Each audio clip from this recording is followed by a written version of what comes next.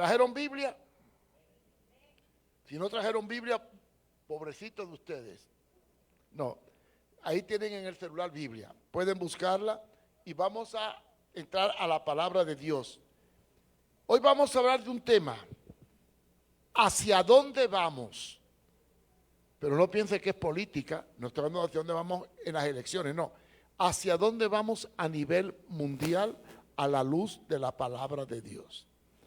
Y vamos a usar muchas citas bíblicas y me gustaría que ustedes, pues por favor, leyeran y verificaran si lo que te dice es correcto a lo que te escribe. Porque muchas veces no comprobamos lo que nos dice y nos dan gato por liebre.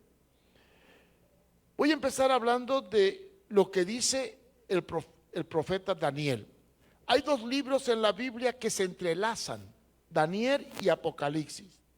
Hay una estrecha relación entre los dos, aunque también se complementa con el libro de Ezequiel, Isaías, Abdías y Malaquías, aunque también tenemos a Sofonías, del cual vamos a hablar un poquito. Daniel en el capítulo 8, versículo 19, nos dice cómo serían los últimos tiempos y da una descripción a estos tiempos que vivimos. Dice, y dijo Jehová, he aquí yo te enseñaré lo que ha de venir al fin de la ira, porque eso es para el tiempo del fin. Quiere decir que Daniel tuvo el privilegio de escribir para el fin de la ira y Dios le mostró lo que iba a acontecer. Algo muy curioso y preocupante es el avance de la tecnología. Ustedes saben que yo trabajo en el proyecto Victoria con drogadictos a cocaína, a crack, pero he descubierto últimamente otra adicción que vamos a tener que hacer un proyecto para ello. Se llama la adicción a la tecnología y más que nada al celular. El mundo se está volviendo idiota por el celular. El celular está controlando la vida de muchas personas, principalmente de los jóvenes. Yo que vivo en medio de ellos, he visto cómo un celular nos puede robar bastante tiempo. Para que me entiendan mejor en cuanto al tiempo, la filosofía griega divide la vida del hombre en 3/8. 24 horas dividido por 3 da 8. 8 horas para dormir, 8 horas para trabajar o estudiar y 8 horas para lo que te dé la gana. Si una persona emplea 8 horas en trabajar o estudiar, 8 horas para dormir y le quedan 8 horas para hacer lo que quiera, ¿cuántas de esas 8 horas puede emplearla para estar enganchado a un celular? Según los especialistas, y he estado leyendo mucho sobre eso, toda persona que esté más de 2 horas diarias enganchado a un celular o 3 es un adicto. Más de 3 horas es una adicción. Salvo que sea asunto de trabajo o de teléfono. Pero la Biblia habla no solamente de la tecnología a nivel celular, sino en la inteligencia artificial que hoy campea por todos lados. El otro día quise hacer un experimento y le quería hacer un mensaje y le dije, voy a ver qué me hace la inteligencia artificial. Y le puse a la inteligencia artificial lo que quería. Y al momentito me hizo un bosquejo tremendo. Magnífico teológicamente, pero sin espíritu. ¿Qué es sin espíritu? Porque lo que escribió no era lo que yo sentía y por lo tanto lo descarté. Este libro que me hace la portada es mi hijo Carlos. Carlos me hizo la portada. Yo estaba en Colorado y le dije, hijo, quiero publicar este libro, ayúdame a hacer la portada. Y yo me asusté. Mi hijo dijo, pásame el libro en PDF. Le pasé el libro por el WhatsApp. Él cogió, entró a una aplicación del celular, le mandó el libro a una aplicación y aunque usted no lo crea, yo me quedé asustado. En menos de 3 minutos le diseñó la parte de atrás. Y yo me asusté porque contenía todo lo que el libro dice, simplificado. La inteligencia artificial nos ha invadido, pero lo menos es que nos invade y la usemos lo menos es que nos domine y nos controle. Pero ¿qué dice la Biblia sobre la tecnología respecto a los últimos tiempos? Vamos a seguir en Daniel 12, 4. ¿Sabe qué me dan ganas a mí? Estar predicando y no leer el texto para que pasen apuros los que no tienen Biblia. Aunque hoy la pueden tener en el celular, ¿sabe? Daniel 12, 4 dice, pero tú, le está hablando Dios a Daniel, pero tú, Daniel, cierra las palabras y sella el libro hasta el tiempo del fin. Hasta el tiempo del fin. Muchos correrán de aquí para allá y la ciencia se aumentará. ¿Cómo puede haber un control mundial si no hay un control mental? Una de las claves del futuro gobierno del nuevo orden mundial del anticristo es el control de las personas. Y para controlar las personas hay que controlar dos cosas, la mente y la economía. Pero ahí voy a entrar un poquito después. La mente está siendo manipulada por los medios tecnológicos. Y miren, no estoy en contra de la tecnología, yo la uso mucho. Tengo una página web que se llama contralapostasía.com y me ayuda en muchas cosas. El problema no es que nos ayude, el problema es que nos domine. El peligro está en dejarte dominar. ¿Qué le parecería a la iglesia del futuro con un pastor robot? ¿Sí? Ya se está hablando de que en el año 2028 más o menos, habrán robots que harán muchas cosas que tú puedes hacer. Incluso, ya en Japón hay cafeterías que los que atienden a la gente son robots. No negamos que la tecnología nos llegue a dominar y nos llegue a anular.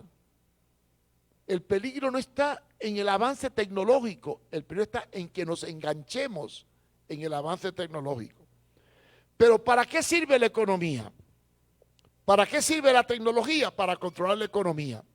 Y aquí es donde viene uno de los hechos más tremendos que estamos viviendo en estos tiempos. ¿Hacia dónde vamos en cuanto a la economía del mundo? En el año 1995 yo estaba contra las tarjetas de crédito porque creía que era el medio para controlarnos y no quería tarjeta de crédito. Pero cuando estuve en Europa con mi esposa y empezamos a viajar, ¿cuántos problemas me encontré? No podía alquilar hotel, no podía echar gasolina, no podía alquilar carro si no tenía una tarjeta de crédito. Es más, aunque le diera $10,000 para alquilar un carro, me pedían una tarjeta de crédito. Me vi obligado a sacarla y las tengo. ¿Qué significa la tecnología aplicada a la economía? El avance para podernos controlar. Yo quiero que busquen Apocalipsis capítulo 6, versículos 5 y 6. Y lo quiero analizar bien. Para que tengan una idea de Apocalipsis, no le puedo dar un curso de Apocalipsis porque tendrían que estar aquí toda la tarde. Pero Apocalipsis se divide en tres partes. Primera parte, del 1 al 3, habla sobre el periodo de la iglesia. Se menciona la iglesia y diferentes formas. En el 4 y 5 se habla de la boda del Cordero. Y del 6 en adelante no se menciona más la iglesia. Del 6 en adelante se empieza a describir los acontecimientos futuros como se anunciaría una película. Entonces, el capítulo 6 habla de 4 caballos. No voy a hablar de los 4 caballos porque no tengo tiempo de meterme con todos. Pero sí voy a tomar un caballo que me llama la atención, el caballo negro, que está en el capítulo 6, versículo 5. Búsquelo. Y vamos a hacer exégesis. ¿Qué es exégesis? Analizar el texto, entendiendo el sentido de las palabras y ubicándonos en la época. Está hablando del futuro. Habla de un tercer sello y una tercera un ser viviente que decía, ven y mira. O sea, le iba a enseñar algo. Y miré y he aquí un caballo negro, y el que lo montaba tenía una balanza en la mano. Vamos a aclarar esto.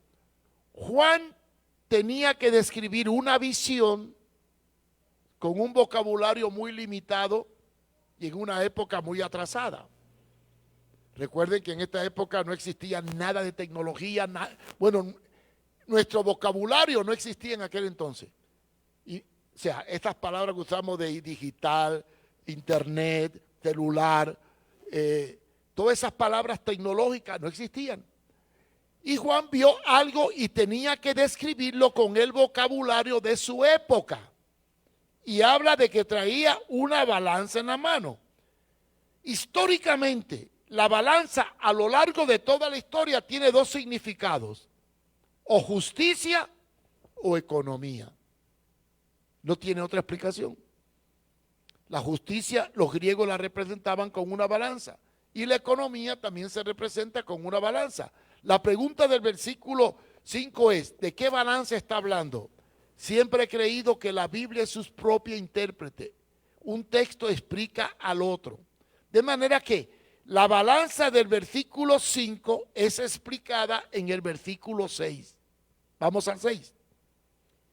Y oí una voz en medio de los cuatro seres vivientes que decía: 2 libras de trigo por 1 denario, y 6 libras de cebada por 1 denario, pero no dañes el aceite y el vino.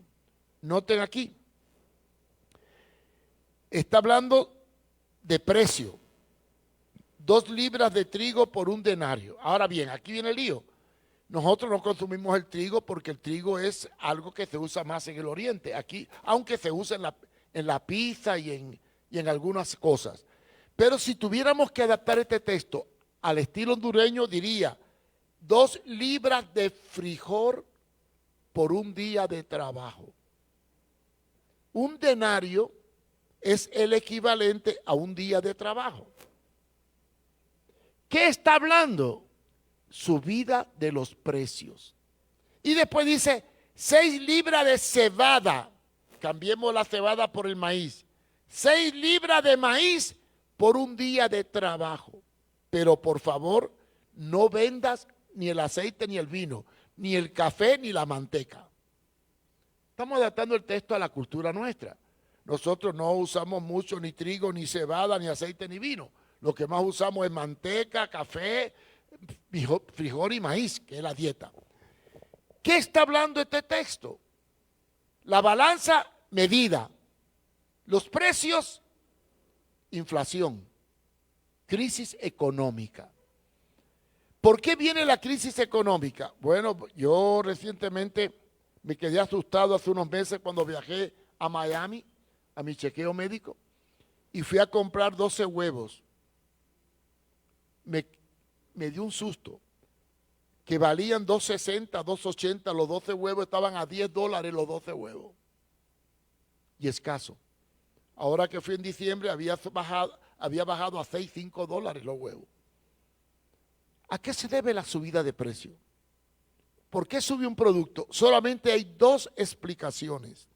Una, falta de producción y mucha demanda. 2, mucha demanda y escasez. O sea, si la población aumenta y disminuye la producción, hay escasez. Y si la población se mantiene estable, pero se destruyen las cosechas y hay escasez de producción, entonces viene la inflación. ¿Qué determina la inflación? La oferta y la demanda. Cuando un producto abunda, el precio baja. Cuando un producto escasea, el precio sube. Esto desencadena un factor que anunció Jesucristo en Mateo 24, 6 y 7, que es hambre. ¿Qué está hablando aquí la palabra? Una crisis económica debido a una inflación. Los precios se inflan por aumento de la población o disminución de la producción. Es ahí en donde se está discutiendo en el foro de Davos y en varios planes que tienen, luchar para reducir la población mundial. Como dice Apocalipsis 6:8 en un 25%. Hay un problema.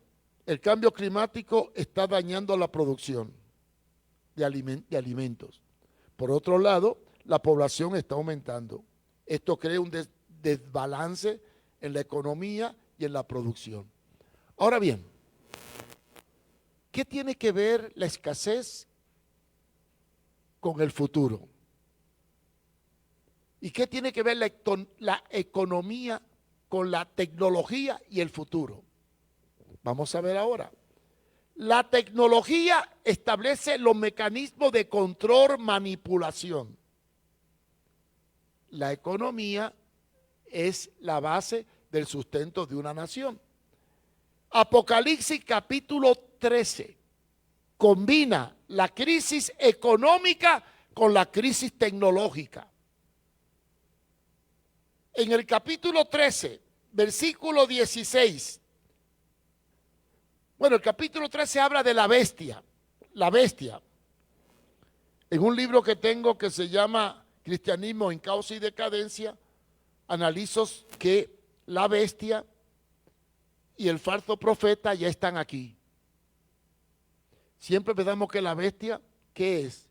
La bestia es un sistema de control económico a nivel mundial. Un sistema de control de las personas. Eso es la bestia. Y el falso profeta, un sistema que destruye todos los valores del cristianismo, destruye la fe y establece un esquema nuevo de valores. Eso lo estamos viendo. Ahora vamos a leer Apocalipsis del 13. Dice que nadie puede comprar ni vender. Y después en el 16 dice, y hacía que todos, pequeños y grandes, ricos y pobres, libres y esclavos, se le pusiese una marca en la mano derecha o en la frente, y ninguno pudiese comprar ni vender, sino el que tuviese la marca o el nombre de la bestia. Voy a hacer un paréntesis para poder explicar eso de poner una marca en la frente o en la mano. Recordemos que Juan tenía que escribir algo que no existía, tecnología, algo que no existía, control. En la época de Juan, año 90 después de Cristo, a los esclavos se le marcaba, igual que al ganado, con fuego o ciertas claves, una argolla, una marca física que le ponían en el cuerpo. Era el único medio de establecer un control, una marca que determinaba si eras esclavo o libre. Juan tenía que explicar un control futuro mediante una marca, tomando los elementos de su época. Y aunque parece que es un tatuaje, que no lo creo, después, en el versículo que sigue, describe más o menos la forma de esa marca o qué envuelve la marca. Leamos. Aquí hay sabiduría. El que tiene entendimiento, cuente el número de la bestia. Note, hay sabiduría. Para poder entender la marca hay que tener sabiduría, conocimiento. Y después tener entendimiento. Claro, nosotros podemos decir, bueno, un tatuaje en la frente y en la marca, un tatuaje. No. Esa era la época aquella. Pero hay que tener entendimiento y sabiduría. Y entonces entra a un sistema numérico. Cuente el número de la bestia. La bestia tiene un número. O sea, es un sistema numérico. Y después dice, pues es número de hombre. ¿Qué significa? En la cultura judía existe una ciencia llamada la cábala. ¿Cuántos saben qué es la cábala? Levanten la mano. La cábala es un sistema numérico con el cual ellos identificaban el alfabeto hebreo. Igual ocurre en español. Ustedes saben que el español, los números tienen clave numérica. ¿Lo sabían, sí o no? Una vez, ¿qué significa? 50. La X, ¿qué simboliza? Este sistema es una cábala hispana, o sea, de números nuestros. Pero los judíos tenían la cábala, que es la interpretación numérica del hebreo para interpretar ciertas cosas. Y entonces aquí se usa el número en cábala, número de hombre. ¿Cuál es el número de hombre? Veamos. Dios hizo al hombre en el sexto día. El 6 es número de hombre. Y lo dice ahí, ¿verdad? Es número de hombre, el 6. Y fíjese, y es 666. Relaciona el 6 con el hombre. Y un múltiplo de 18. 18 dividido por 3 es 6. Quiere decir que está hablando de una tecnología numérica mediante el cual se va a controlar todo lo que el hombre venda, compra o haga. Este sistema numérico es el que hoy se ha implantado a nivel mundial. Todo el que tiene una tarjeta de crédito, aunque no lo crea, es controlado. Miren, a mí me ocurrió una experiencia cuando viajé con mi esposa a Noruega en 1996. Iba yo por las montañas de Noruega, nos cogió la noche yendo para Bergen y decidimos quedarnos en un hotel. Pero era las 7 de la noche y el hotel estaba cerrado. Pero había una computadora afuera donde yo podía hacer mi reservación y obtener el cuarto. Solo tenía que meter la tarjeta de crédito dentro. La pantalla me decía clave numérica para entrar al hotel y después me daba un papelito con el número de cuarto. Llegamos a la puerta, tic, tic, tic, tic, te abrió la puerta, entramos, buscamos el número de cuarto, marcamos el número, tic, tic, tic, tic, y entramos a dormir. Y pasamos la noche. Al otro día salí del hotel, ya había alguien en la recepción, ya estaba alguien. Y el de la recepción le dijo, ¿qué cuarto tiene? Ta, ta, ta. Se fue a la computadora y escribió para extenderme la factura. En lo que se fue adentro a buscar el papel, yo miré la computadora. 2 calzoncillos, 3 camisetas, todo lo que había comprado en Miami estaba registrado ahí. Sabía hasta la talla de mis calzoncillos. Increíble, ¿verdad? El sistema digital de control numérico de las personas es la base sobre la cual se está estableciendo el control económico a nivel mundial. De manera que tú puedes tener una tarjeta de crédito o una tarjeta e ir a cualquier parte del mundo y operar. ¿Saben? Le voy a decir algo. El dinero va a desaparecer. Ya desapareció en algunos lugares. Le voy a contar una experiencia en diciembre. En diciembre fui a Noruega a estar con mi esposa y tenía unas coronas en el bolsillo. Y fui a un supermercado a comprar con la corona y no me la aceptaban. Tiene que ser virtual. Una tarjeta o un QR en el teléfono. Todo era con QR o con tarjeta, todo. De manera que aunque tú tuvieras dinero en el bolsillo, pasabas trabajo para encontrar un negocio que te lo recibiera. Casi el dinero, aunque lo tenga, no te sirve. En otras partes de Europa ya está desapareciendo el dinero. Ahora se llama dinero virtual. Y no dude que eso llegue aquí. Tarde o temprano llegará. Entonces, ¿qué enseña la Biblia sobre el futuro del mundo? Un control absoluto de la economía mundial para frenar un derrumbe que está inminentemente al doblar de la esquina. Ahora bien, la otra pregunta, ¿hacia dónde va la humanidad? Ustedes han estado al tanto de lo que ha ocurrido últimamente. La guerra de Irán contra Israel, Israel contra Irán, y la intervención de los Estados Unidos en Irán, y el mundo ha estado al borde de lo que llaman una tercera guerra mundial. En los últimos 100 años, bueno, vamos 120 años, el mundo ha experimentado 2 guerras mundiales y miles de brotes de guerra en todas partes. Ahora mismo tenemos 2 focos de tensión mundial, que es Ucrania con Rusia, Israel con Hamas, Israel con Irán, Irán con Estados Unidos y el Medio Oriente, que es un polvorín. ¿Qué dice la Biblia de este panorama de guerra y de temor de guerra? Mateo 24:6. Y no lo voy a leer, vaya, lo voy a castigar. Ahí, más caro no canta un gallo.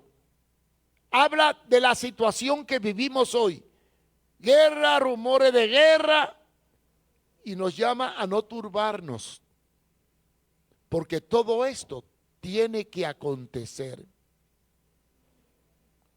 Y aún no es el fin. Ahora, hablando de guerra, ¿cuál es la mayor amenaza que tenemos en estos momentos? El uso de armas nucleares. El arma nuclear es una amenaza que tiene al mundo en vilo. Irán, si hace una arma nuclear, bueno, hay que conocer un poco la historia de los árabes y de los musulmanes. Se dividen en chiitas y sunitas. Los chiitas son radicales, es Irán, y ellos pueden usar cualquier arma contra cualquiera porque ellos catalogan a todo el que no musulmán como un impío o un hereje o una persona condenada. ¿Podrá usarse un arma nuclear antes del preámbulo del advenimiento del anticristo? ¿Habla la Biblia de arma nuclear? Bueno, yo lo voy a invitar a que busquen Sofonía. Sofonía.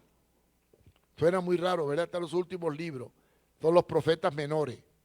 Sofonía. Van a pararse en el capítulo 1.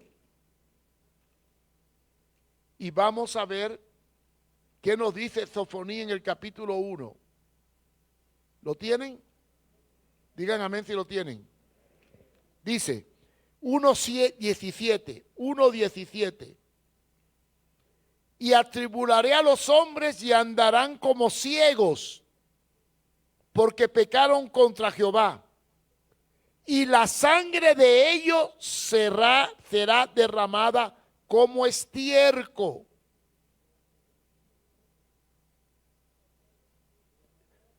La sangre de Dios será derramada como polvo y su carne como estiércol. Y si leen un poquito más arriba, está describiendo lo que es la consecuencia del arma nuclear. Sofonías es claro. ¿Qué está describiendo aquí? Una condición que denominamos radioactividad. ¿Qué es la radioactividad? La secuela de una explosión nuclear. Cuando una bomba cae atómica, mata a los que están en un periodo determinado según la potencia del uranio. Pero además se extiende una ola radioactiva que puede viajar miles y miles de distancia del lugar y matar a la gente con los síntomas que describe aquí. Se le deshace el cuerpo. La muerte por radioactividad. Dice que en estos tiempos, describe muy bien en el 17, día de trompeta, 16, aquel ira, y atribuiré a los hombres y andarán como ciegos. Y la carne de ellos será como polvo y como estiércol. Se derramará como polvo y estiércol. Descomposición. Da una descripción del posible uso de arma nuclear. Y para mí, mi teoría, no es doctrina. Tienen que ocurrir algo grande para que el mundo se unifique y forme la aspiración del nuevo orden mundial. ¿Qué tres cosas pueden ocurrir que una al mundo? Uno, una gran catástrofe ecológica, ya sea porque un gran maremoto, un gran terremoto o un meteorito que caiga, que Apocalipsis lo registra en el capítulo 6 y 7. Dos, una quiebra económica mundial. O tres, un acto terrorista con una bomba nuclear en alguna parte del mundo que genere una unificación. ¿Por qué nació las Naciones Unidas? Como consecuencia de la Segunda Guerra Mundial. ¿Qué puede unir a los países tan divididos? Una crisis mundial. Puede ser ecológica, puede ser de guerra o puede ser económica. Algo va a surgir que va a unir al mundo. Por lo tanto, no me extraña todo lo que está pasando. Ahora bien, tercera área que la Biblia enfoca sobre los últimos tiempos, el área moral. ¿Saben ustedes que en estos momentos hay un ataque frontal contra el cristianismo y contra Cristo a nivel mundial? Miren, si un futbolista se atreve a entrar a un campo de fútbol con una camiseta que tenga un mensaje cristiano, lo sancionan y se lo prohíben. En las escuelas de los Estados Unidos está prohibido ir a clase con un símbolo religioso cristiano. A eso sí, puede llevar una estrella de 5 puntas o un símbolo satánico, ahí no hay problema. En la televisión, en los programas de televisión en Estados Unidos y Europa, si vas a una entrevista y llevas una camiseta cristiana, te la prohíben. No quieren que salga por ningún medio, ninguna propaganda que hable de Jesús o de la Biblia. Esa es la realidad. Y por otro lado, están aprobando leyes que van contra la moral tradicional de los pueblos. España está celebrando esta semana el orgullo gay. No sé si han visto la noticia. Creo que Yugoslavia o qué país es de Europa, de la comunidad que no aceptó el día del orgullo gay. ¿Y qué fue? Hungría. Y los países europeos que apoyan se fueron allá e hicieron una manifestación. Quiere decir que es obligatorio celebrar el orgullo gay. Es obligatoria la educación sexual de la ideología de género en las escuelas. Es obligatorio casar a homosexuales. Es obligatorio prohibir a Jesús en todos los círculos sociales. ¿Qué nos dice esto? Vamos a segunda de Timoteo, capítulo 3, versículo del 1 al 3. Podía leerlo todo, pero no hay tiempo. No hay tiempo. Dice, también debes saber esto, que en los postreros días, postreros es último. No confunda postrero con potrero. Postrero, último. Que en los últimos días vendrán tiempos peligrosos. Ahora, ¿de qué peligro está hablando? ¿Del económico? ¿Del de guerra? No, está hablando del moral. Porque, dice, vendrán tiempos peligrosos. Porque habrán hombres amadores de sí mismos, narcisistas, ególatras. No hay nada que me indigne más de un político que esté hablando de yo y yo y yo y yo. Complejo de sapo. Ávaros, vanagloriosos, soberbios, blasfemos, desobedientes a los padres. Miren, hoy en día los hijos no respetan a los padres. ¿Y saben por qué no respetan a los padres? Porque el sistema ha desarmado a los padres. Y aparecen los derechos del niño. Si un padre se atreve a decirle a su hijo de 14, 15 años, como no pasaste la materia en la escuela, este fin de semana no vas a salir. ¿Qué le puede decir el niño al papá? Papá, te voy a acusar con los derechos humanos porque dice una cláusula que yo tengo derecho a libre circulación y asociación. Y si el padre coge al niño de 12 años y le da una nalgada o un jalón de oreja porque estaba haciendo algo indebido, el niño puede acusar al padre de abuso físico. Por eso es que los jóvenes, la juventud, los niños ya no respetan ni a los padres, ni a los maestros, ni a nadie.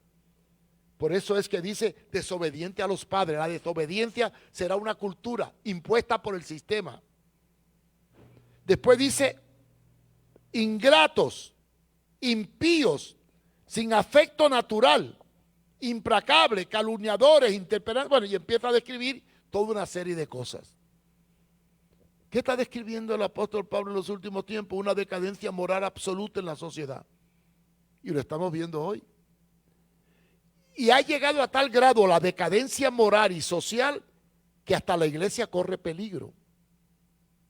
¿Sabe que en Estados Unidos de Norteamérica, las asambleas de Dios a la cual yo pertenezco, mandó una circular aconsejando a los pastores que modificaran la constitución de sus iglesias para evitar demandas, porque varios pastores han sido demandados y varias iglesias han sido demandadas. ¿Por qué? Le voy a explicar por qué. Tienen que poner en la cláusula de la iglesia, se considera con derecho a los sacramentos todos los que sean miembros reconocidos por la asamblea. ¿Y por qué esto? Simplemente porque llegaban dos homosexuales a la iglesia, se congregaban, no eran miembros, y de pronto venían al pastor, pastor, quiero que me case. Y el pastor dice, no, yo no caso gente del mismo sexo. Ah, pues te vamos a denunciar. Fueron a la corte, denunciaron al pastor y entonces le pusieron una multa a la iglesia por negarse a casarlo porque estaba cometiendo discriminación y apología al odio. Ahora mandaron otra circular a los pastores en otros países diciendo, cuidadito con aconsejar a gente con inclinaciones desviadas, porque si le das un consejo y él tiene evidencia que lo aconsejaste contrario a su deseo, a su percepción, cometes un delito y puede ser llevado a la corte. Ya en Canadá funciona esta ley. No podemos aconsejar a nadie que venga a pedirme consejo y tenga una percepción diferente. Hermano pastor, yo me siento que soy un mono. No, tú no eres un mono. Entonces me estás discriminando. Ese es el concepto de la doctrina de la percepción. Averigüen bien esa doctrina de la percepción que se aplica para el movimiento LGTBQ, pero tiene ramificaciones tremendas. Bueno, en un libro yo relato una historia que es real. En Texas, una madre tenía un niño de 12 años que se sentía que era gato y le daba comida de gato. Y el niño se enfermó y lo llevó al veterinario. Y el veterinario dijo que no podía atender al niño. No, pero es que mi hijo se siente que es gato. Y usted veterinario, sí, pero yo no atiendo a seres humanos. No, él no es ser humano, es un gato. Bueno, la mujer fue y denunció al pobre veterinario de discriminación y llevaron al veterinario a la corte. Salió absuelto, ¿verdad? Porque en Texas no es tan radical. Este es el mundo tan loco que vivimos. Ahora bien, la inmoralidad como cultura se va a imponer en la sociedad y la iglesia va a enfrentar consecuencias si no se pone las pilas y empieza a actuar con coherencia en sus estatutos. Porque una vez que el Estado apruebe algo que es contrario a la palabra, ¿qué podemos hacer nosotros? ¿Qué se puede hacer cuando una ley inmoral se impone como moral y nosotros rechazamos esa ley abiertamente o en algunas actitudes? Piensen las consecuencias. Y por último, ¿hacia dónde va la iglesia en sí? ¿Qué está pasando con la iglesia cristiana en estos tiempos? A veces oigo unos disparates que se predican en los púlpitos terribles. Y miren, la iglesia que más, iba a decir una palabra fea, estupidez iba a decir, pero la retiro. La iglesia que más tonterías predica es la que más se llena. Yo quiero que vayan a 1 de Timoteo 4:1. Esto es muy duro, pero lo dice la palabra y no lo puede esconder. 1 de Timoteo 4:1. Pero el Espíritu dice claramente que en los postreros tiempos, otra vez postreros, algunos apostatarán de la fe. Apostatar es negar. Se apostata cuando se niega algo que has creído. Un impío, un mundano no puede apostatar, porque para apostatar hay que primero creer y después negar lo que creí. Apostatarán de la fe, negarán la fe, escuchando a espíritus engañadores y doctrinas de demonios. ¿Cómo se puede predicar en una iglesia doctrinas de demonios? Le voy a poner 2 ejemplos nada más. Cuando en una iglesia se alimenta el ego, el yo, se está alimentando al demonio. La clave entre el egoísmo y la negación es que para ser cristiano de verdad tiene que aprender a negarse a sí mismo. Lo dijo Jesús, niégate a ti mismo. Donde se alimente el ego, se alimenta el pecado y la violencia y el abuso. Para ser cristiano hay que negarnos y ser siervo.